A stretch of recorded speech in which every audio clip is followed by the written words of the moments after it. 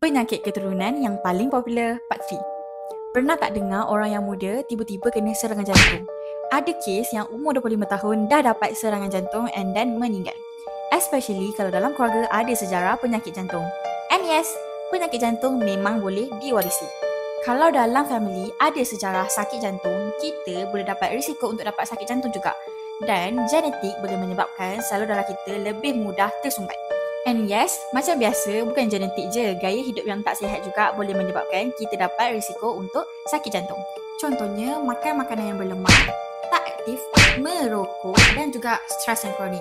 Bila dua-dua ni combine, iaitu penyakit keturunan dan juga gaya hidup yang tak sihat, boleh menyebabkan kita pun akan lagi tinggi dapat risiko sakit jantung. Itulah yang menyebabkan orang muda-muda pun boleh dapat sakit jantung.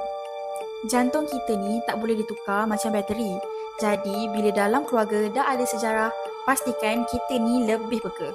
Jaga pemakanan, banyakkan bergerak dan yang paling penting, kurangkan stres. Nak tahu penyakit keturunan apa pula lepas ni? Jangan lupa follow.